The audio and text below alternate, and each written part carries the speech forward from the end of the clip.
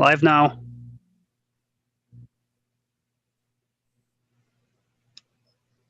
And can I go ahead and start, Nicole, or should I wait a second? Yep, go ahead. Okay, there we go. All right, I'm calling the meeting to order, our December 7, 2020 Audit Advisory Committee meeting. And we're obviously going by virtual meeting with Google.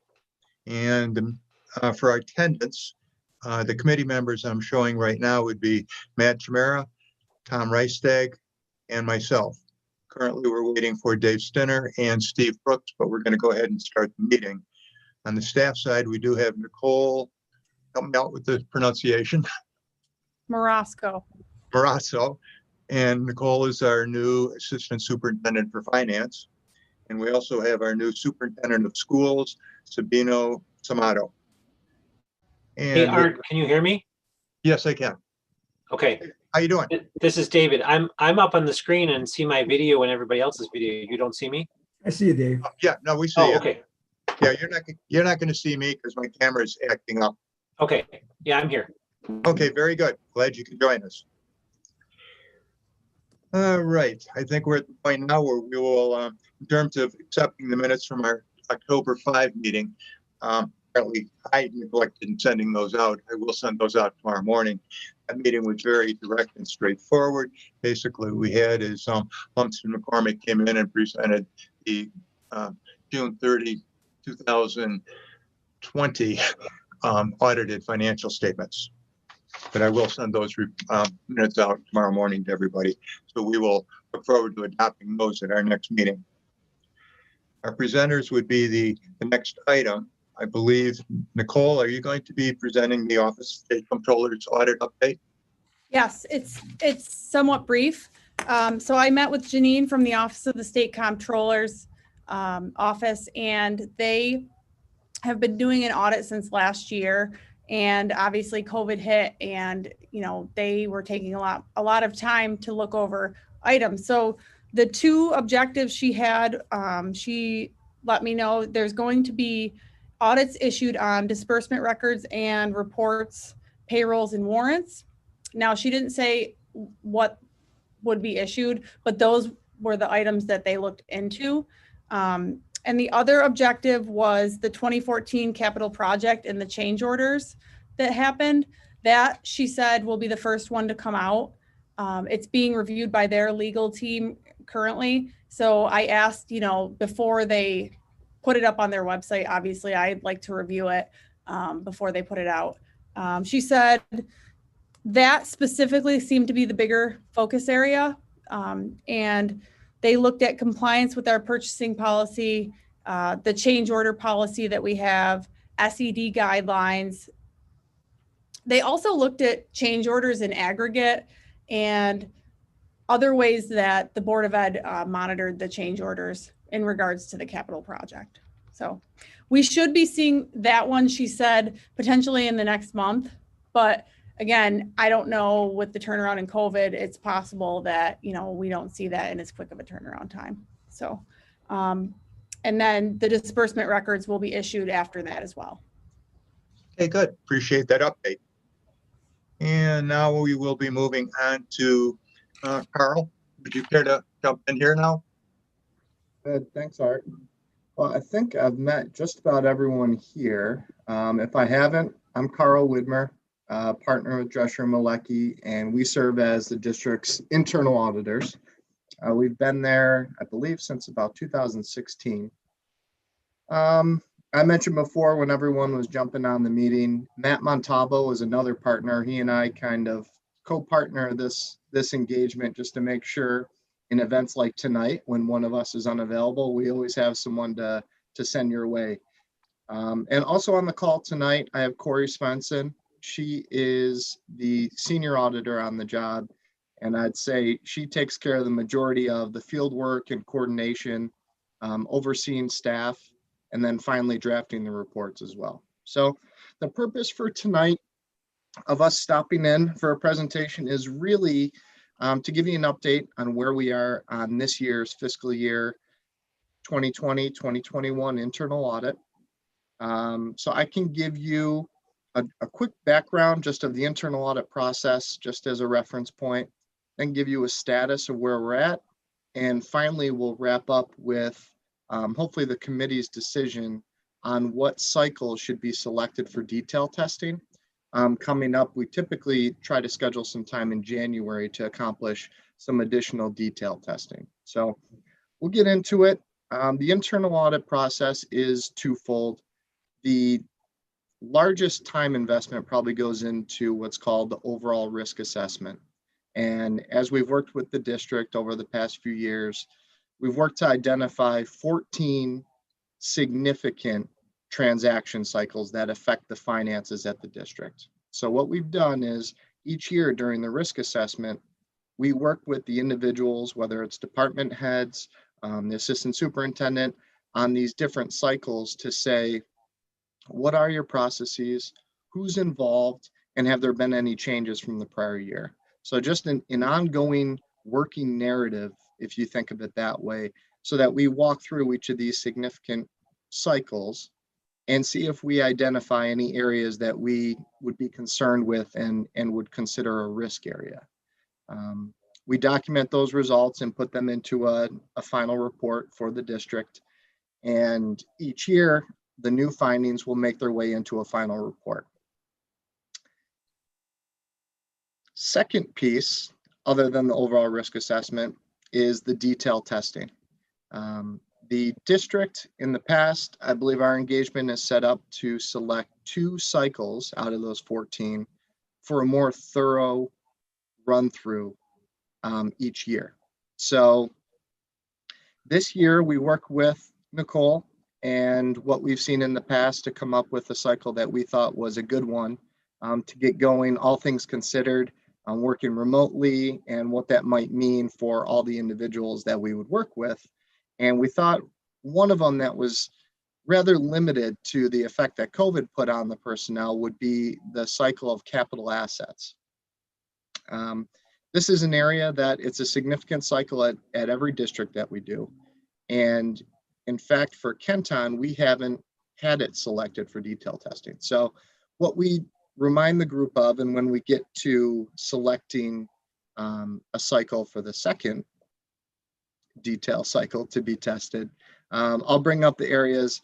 It's almost on a periodic basis too. If a cycle goes too long without being tested on the detail testing cycle, we bring that to your attention, because then we would consider that, you know, a higher risk or maybe a better chance of this group selecting it for detail testing. So capital assets was selected and performed during November and up till today.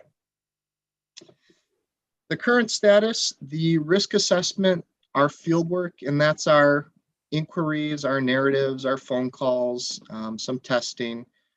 All of our field work is completed for the 14 cycles at the district.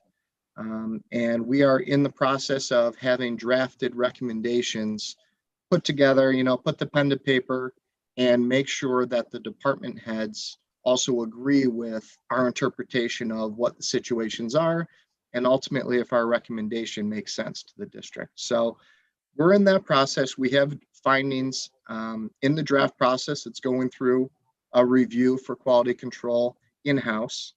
And then we'll share it with this group, I believe, when we have a second audit committee meeting towards the end of the school year.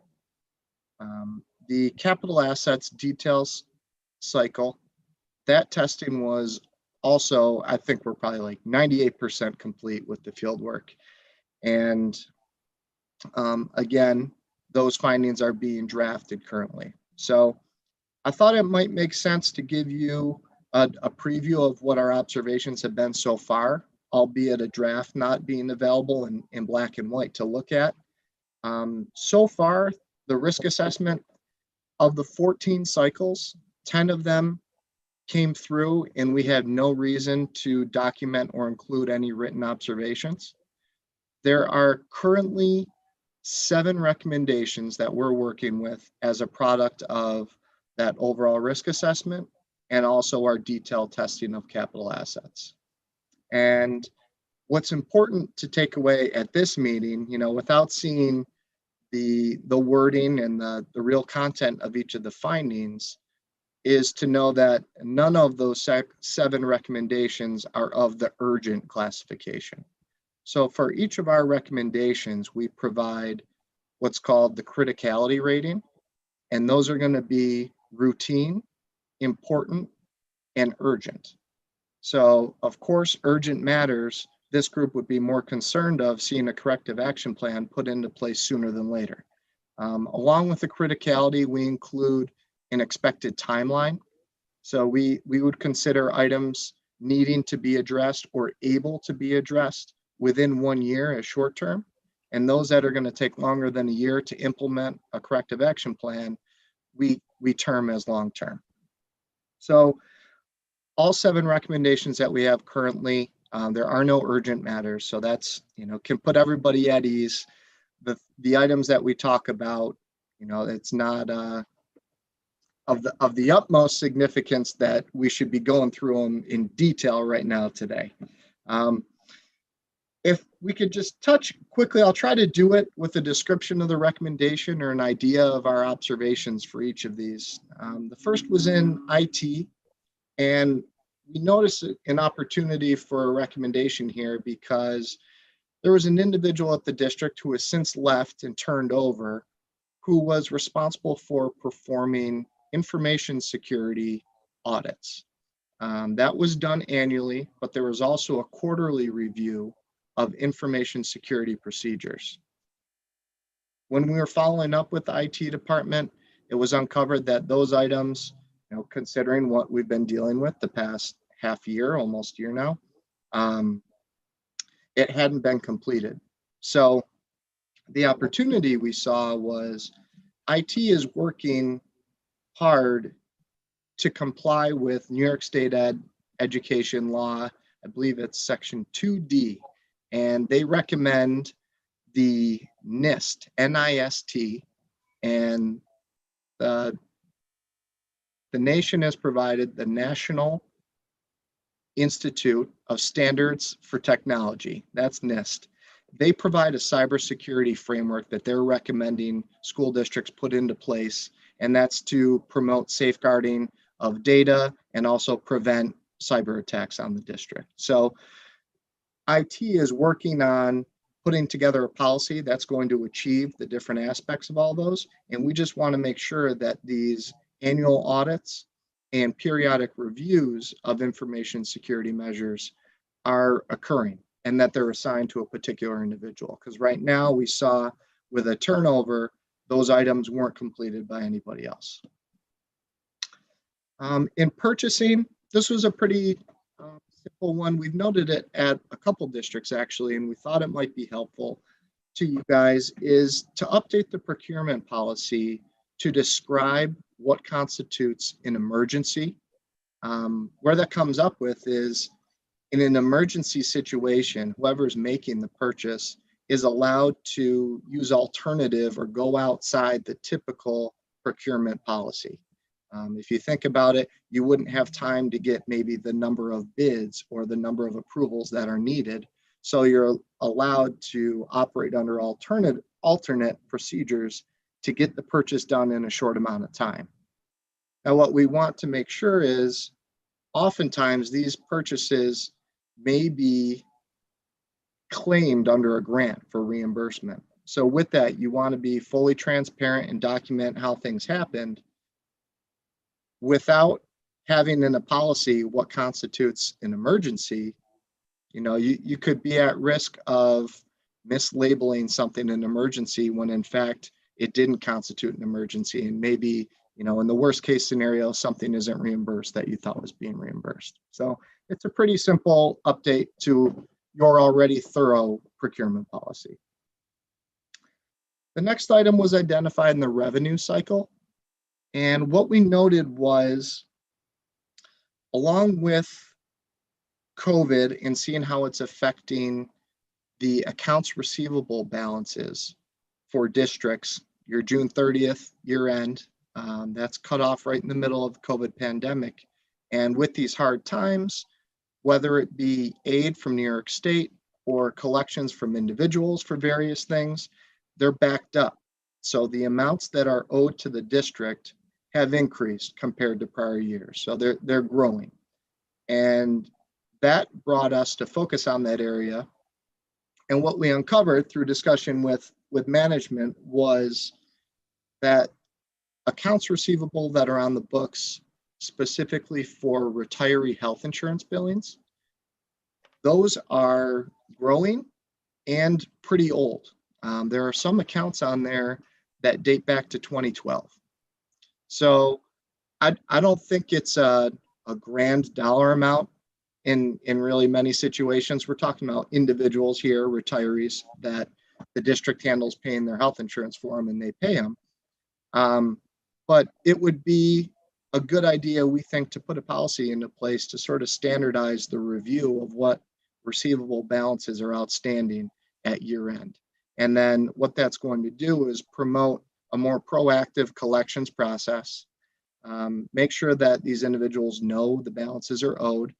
And then in the sad end of it, if it does happen where the amounts aren't going to be collected upon, they don't sit out there and hang out on the district's general ledger, that they're cleaned up and they're written off, or maybe an allowance for doubtful accounts is instituted to offset that receivable.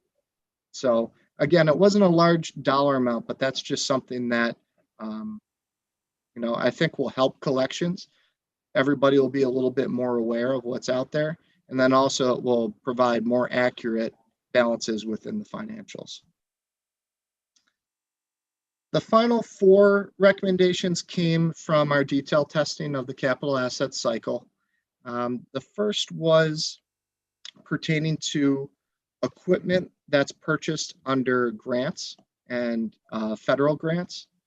Board policy says that equipment and assets purchased with those grant proceeds should be tagged and tracked in a unique manner so that X asset was purchased using federal funds. What we found was, in discussions with just one department, as an example, the special education department, they mentioned that review wasn't being done. So I think what needs to happen is maybe review that section of the policy and make sure that is the board's intent, that you want it done that way. And I think it's I think the policy is set up properly, but maybe it's more so on educating and communicating to all the department heads district-wide a little reminder, hey, this is the policy. So if your individual department is using federal funds to make purchases, keep in mind, if they meet these requirements, if it's X dollars, and if it represents, this type of equipment or purchase, there are certain procedures and ways to handle those purchases so we can track those assets. The next 2 items are on the district side and then the student side, with the recent one-to-one initiative on issuing laptops and equipment to all the students.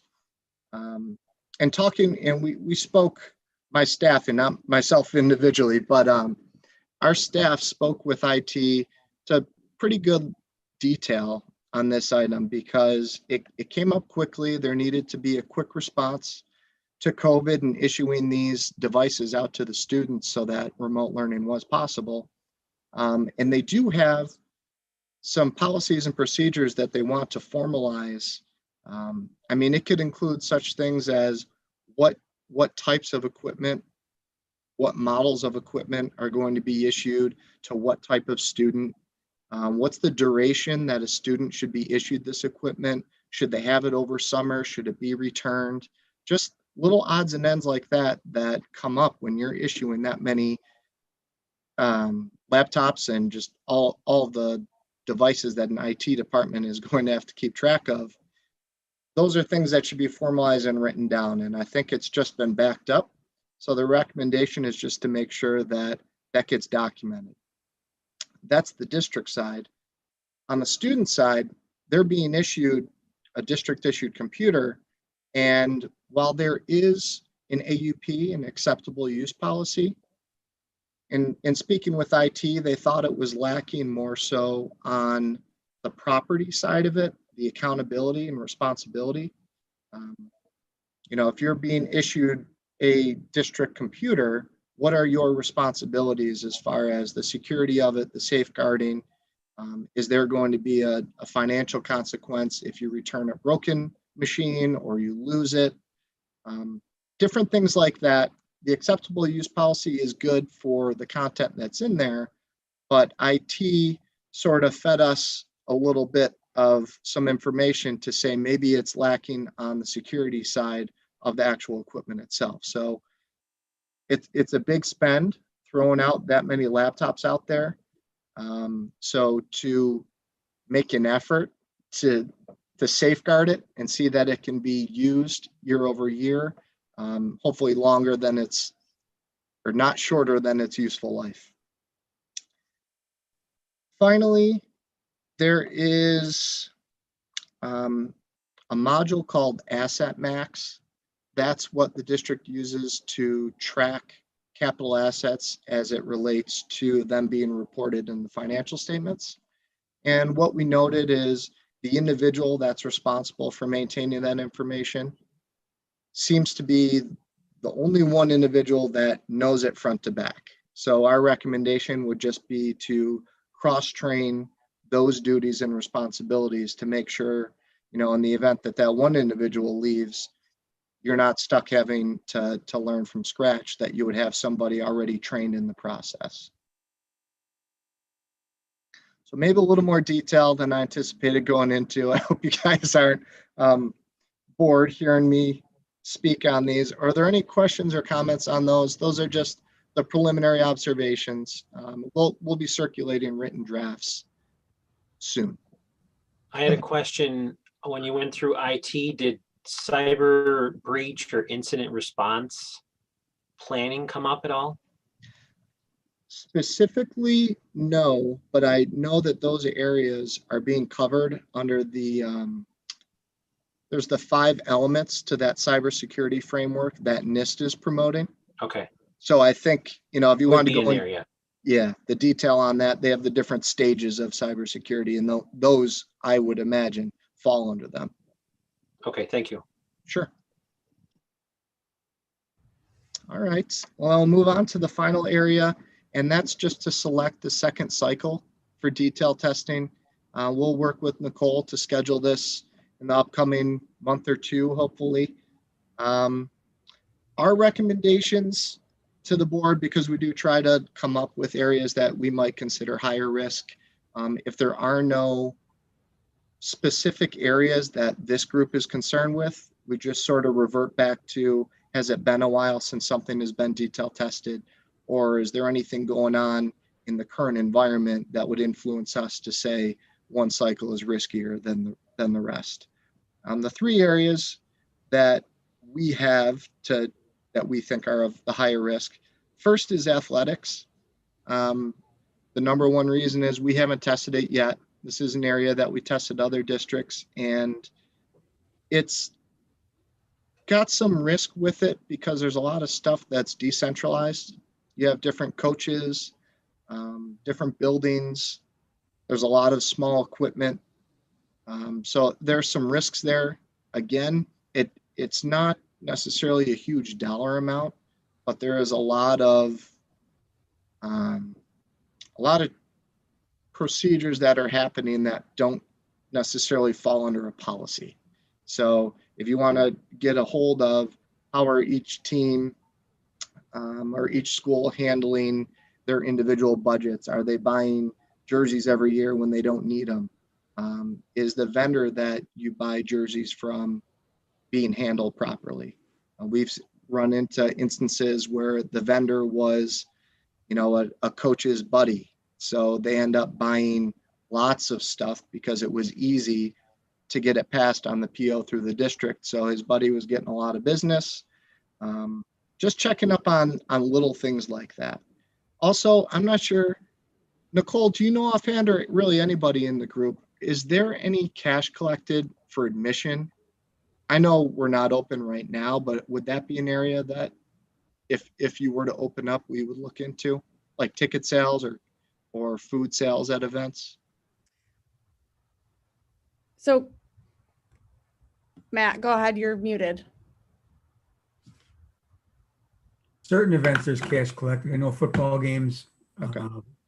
I don't think basketball there is anymore. There used to be. I don't think there was last year, at least. There are concession stands that are being run by booster clubs at football, at basketball. But for the most part, I think football may be the only events now that we pay to get into. I think I was at a Ken West basketball game last school year where it was $1 admission. Okay. Maybe. Those are instances where it's not a big dollar, but it would be unfortunate where you're exposed. You know, if someone heard that a coach or a team manager or whoever's handling ticket sales walked off with the cash from admissions, you never want that. And also just the number one preventative practice towards fraud is fear of getting caught. So again, it's just a good idea. Hey, the internal auditors are checking this out. So, you know, we show up at a football game and observe how ticket sales go, and then we report to this group how it went. Now they know, okay, people are keeping tabs on these things. It's not just how we want to do it. Next area is food service. Again, this is an area that hasn't been tested since we've been with the district. And this is pretty heavy on inventory. We get into looking at, are the inventory levels appropriate? You know, are they ordering the right amounts? Is there waste occurring with the food? The controls surrounding inventory, is everything properly safeguarded? Are there good controls actually in the lunchroom itself to monitor how much is being used or given away? And then also we take a look at the data side of it. If there are any grant implications with regard to eligibility. I think right now, you know, everyone is subject to free and reduced lunches. Is that true? Executive order that all kids receive free lunches through the end of the year. Okay. So, you know, outside of that order, when you go back to, you know, normal, if we get back to a normal, if there's eligibility testing to be reviewed to see who's eligible for help in those areas through aid, we would take a look at that as well. And then finally, this was probably the larger or more significant cycle that we'd recommend, and that's payroll and personnel. I mean, if you think about it, you look at all your cycles. We've looked at purchasing. That's probably the other large dollar amount. Outside of that, payroll, you look how much money, you know, this is a significant transaction cycle. So it was tested 4 years ago. I think it was tested the first year we were here, but we are aware that there's been some changes to payroll procedures. And we're also, Nicole, correct me if I'm wrong, you're still looking forward to implement a new payroll system on July 1st. Is that still the case? Yes, timekeeping. Okay. Yeah. So that's an area too, before you move on, it might be a good opportunity to get in there and see if there's anything that isn't currently being done that you would want to add under the new system, so that you don't just say, you know, what we're currently doing is working and let's translate it to the new system. If there are any improvements to be made, hopefully we would come up with some ideas there. But it would also include taking a look at HR. You know, what are the processes surrounding the hiring of individuals, from when they start to get pay, from their salaries being entered, to their access on the district system. You know, if they are an employee in the finance office, that they have the correct access set up. On the other side, when an employee is terminated, what's the process and is it being followed? And then we'd also have an opportunity to look at benefits, making sure that eligibility is proper, you know, that you're not accidentally paying a family insurance plan for a single individual, things like that. You know, we've seen deceased employees, former employees, that insurance plans were still being paid for by a district. You know, just little reviews like that would be covered under the payroll and personnel cycle. So those are the three areas. I'm not sure if you were all prepared to make the selection tonight, or if you want to, discuss it later on at this meeting or amongst yourselves and, get back to us later. But I would say we should probably have something selected in the next week or so that we could set up for some testing before everybody heads off for a holiday break, that we could at least speak and have something scheduled likely for January. I guess my thought on that would be, I think I would prefer if we could maybe discuss it tonight and just come in for a landing on which way we should try to head out to the committee members. Any thoughts? David? You mean on the thoughts? Well, Sure. obviously, from my standpoint, cybersecurity is of the utmost importance, since I work in IT and cybersecurity, and we have seen like a 300 to 400% increase in the threats that are coming into businesses and organizations. So, that's what I see from my perspective. So cybersecurity is top of mind and very important. The last thing we'd want to see is the school district under a ransom attack. Can be very, very costly and difficult and crippling. And David, just to clarify, isn't that something you've reiterated to us that is an area you're going to do? I thought we were just trying to choose between athletics, food service, and payroll personnel. Or am I reading that wrong? I'll just update the group. I think IT was tested 2 years ago. I think it was tested in fiscal year ending 19. So it was tested recently. That doesn't change, the current environment, Dave. I think it's totally appropriate to bring it up as a heightened risk right now. It's not a foreign idea to the IT department at the district. They're aware and they're implementing a lot of things. I think, if you guys want to talk about it, and David, if you want to come up with maybe specific areas that if you would want to ask those questions, if we have gotten the answers through our risk assessment process with them, I'd say we worked with them more than normal this year just because of everything going on. So if there were specific concerns with them that you wanted us to double check on, we could do that and not have to select it as a detailed cycle, but still, address your individual concerns.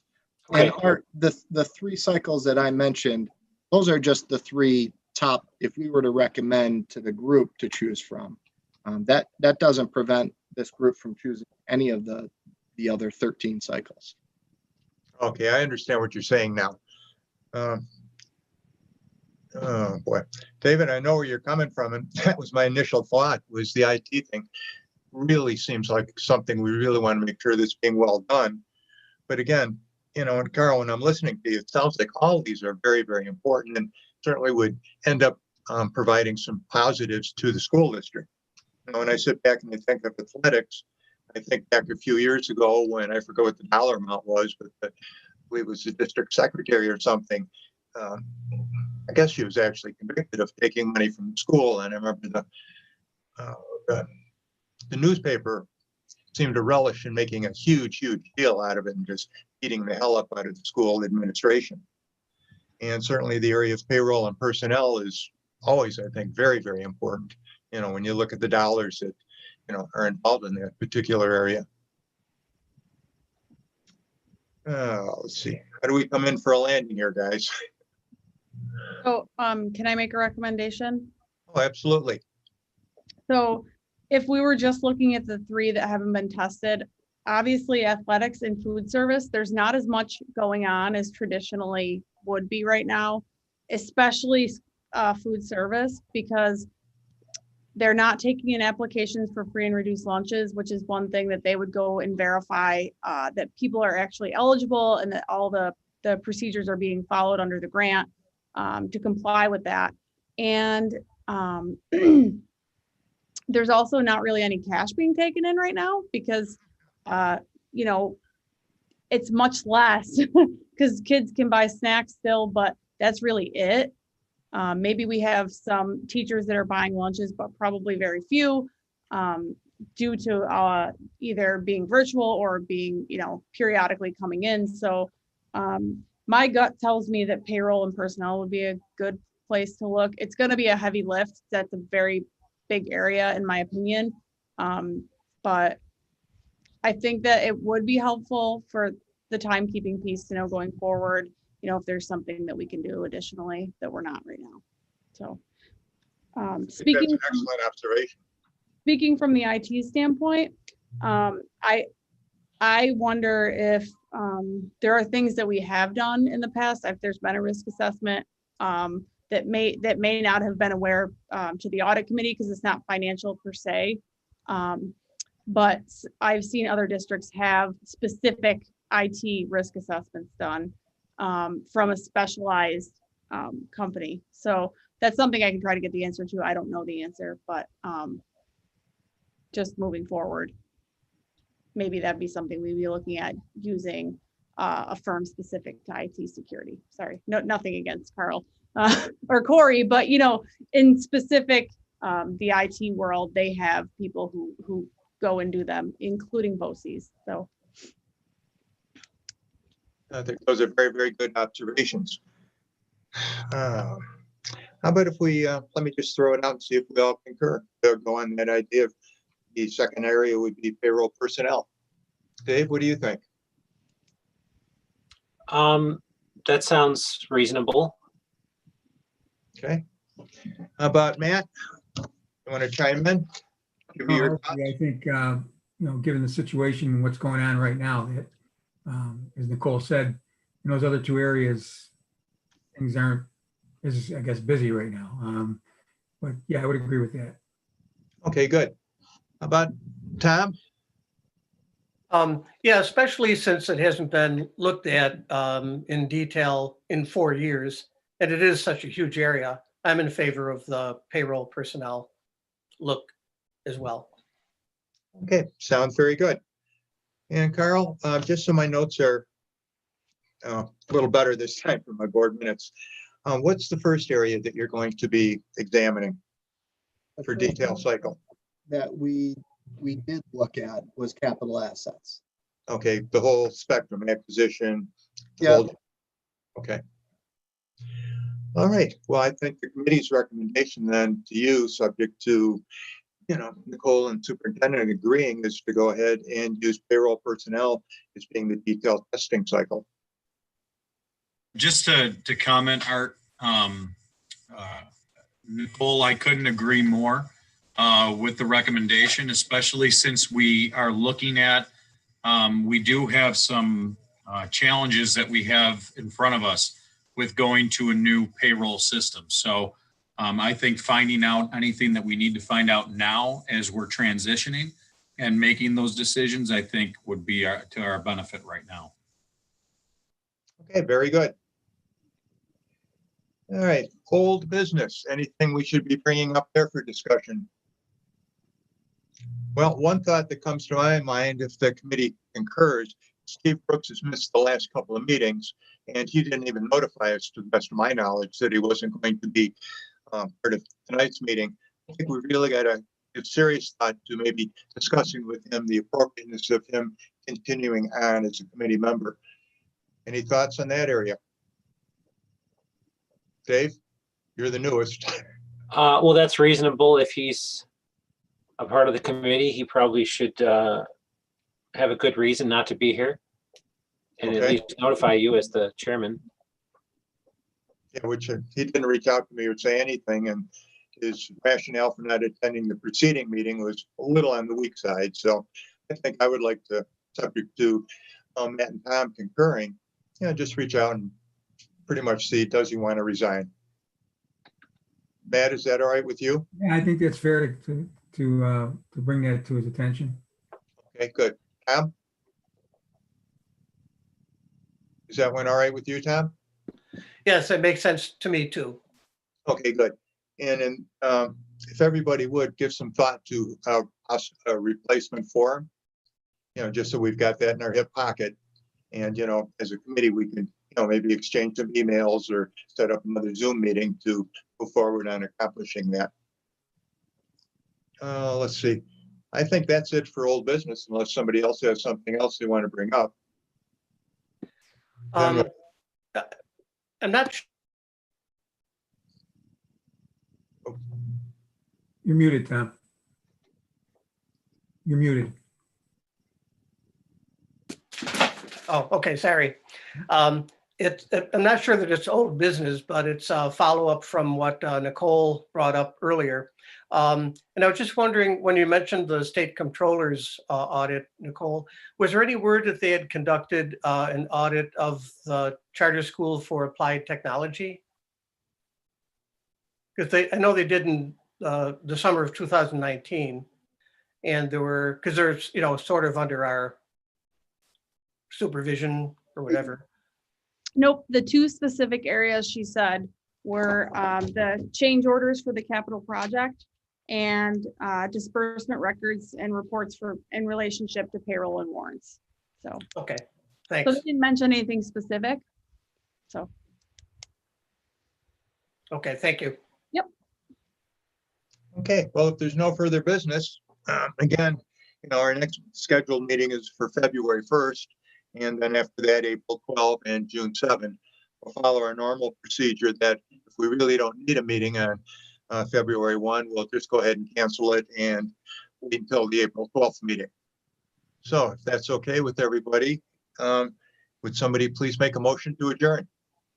Tom?